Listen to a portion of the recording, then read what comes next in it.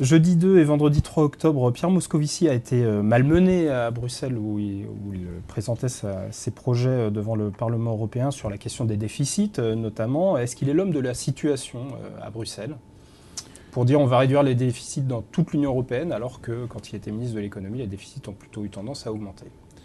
Écoutez, moi, j'aurais été président de la République, j'aurais pas mis un Français à ce poste-là. Enfin, j'aurais pas défendu l'idée qu'il y ait un Français, parce que vous imaginez s'il y a un Français qui a sanctionné la France sur des déficits qui résultent en partie par l'action que ce ministre a menée. Il pourrait aussi infléchir la politique européenne. Je ne veux européenne. pas du tout parler de l'homme Pierre Moscovici, mais la situation dans laquelle il se trouve est quand même un peu ubuesque. Et puis, il pourrait essayer d'infléchir la politique et d'aller dans votre sens, c'est-à-dire réduire les déficits. Oui, mais vous voyez bien qu'il va être conduit à faire le contraire pour montrer que c'est pas parce qu'il est français qu'il favorise la France. Donc tout ça est absurde, d'autant que là-dessus, François Hollande mène un combat qui est très juste. C'est que moi, j'ai voté ce traité constitutionnel à regret parce que je pense qu'on n'a pas besoin de se lier les mains. Mais enfin, ce traité, il dit ce qui compte, c'est pas le déficit au jour le jour, c'est les efforts qu'on a fait. Les efforts, on a fait 30 milliards d'impôts supplémentaires et on les fait sur la fonction publique, sur la réforme territoriale. Le chiffre à la fin. Donc ne nous embêtez pas tous les jours avec ce 4-4-4-3, puisque le traité dit ce qui compte, c'est le structurel et pas le conjoncturel. Donc il faut se battre pour avoir cette application du traité. Et pourtant, le budget de la France risque d'être sanctionné.